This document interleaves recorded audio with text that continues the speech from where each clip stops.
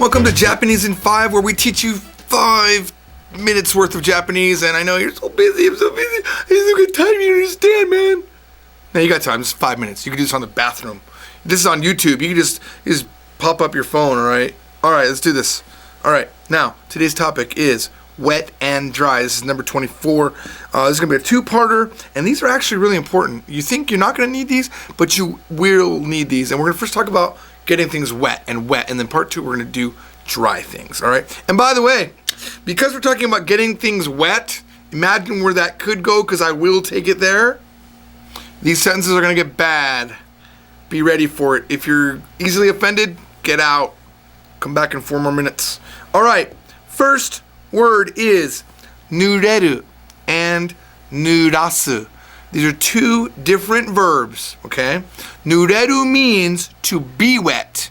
It's the state of being wet. Nurasu means to get something wet. Let's show how that works, or to make it wet, all right? And you'll see that we have a particle here, ga.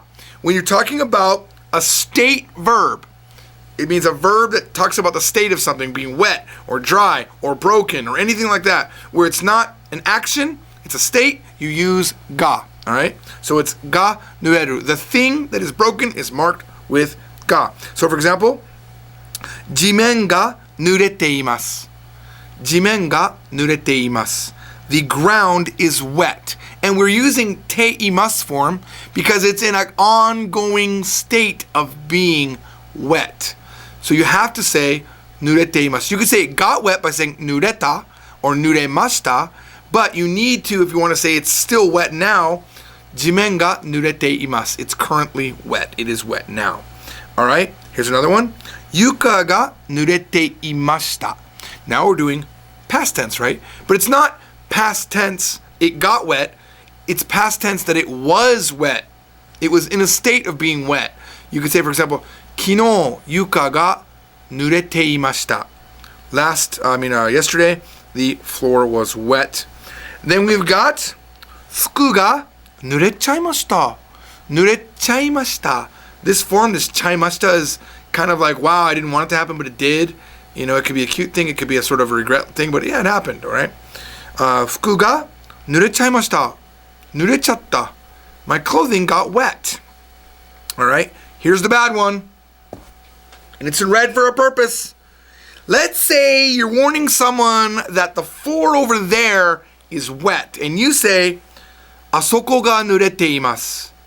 Well, there's a problem with the word Isoko. Isoko means over there, but it also means down here for girls. So you could be saying, my hoo-hoo's wet. My hoo-hoo got wet. You don't want to accidentally say this, all right? Isoko is a substitution word for a girl's part. Let's be careful. All right, let's move on to the next one. Hopefully we can do this within 5 minutes, but I have my doubts. So now we're going to do an action verb, which means you are going to make it wet. It's nurasu. And every action verb where you're doing something to something, you use o to mark the thing that you're doing the thing to. So it's napkin o nurashite kudasai. Please wet this napkin. Napkin o nurashite kudasai. All right? Kono napkin, this napkin o nurashite kudasai. All right? Kutsu o nurasanai de kudasai. Don't get my shoes wet. Kutsu o nurasanai de kudasai. All right? Again, what if there's some water over there and we don't want to get it, we don't want over there to get wet? You could accidentally say, and contextually become a problem, you could say, Isoko nurashite kudasai. Oh, whoa.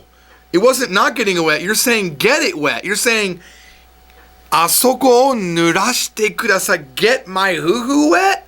You don't want to say that. You don't want to say it. You don't want to say that, okay?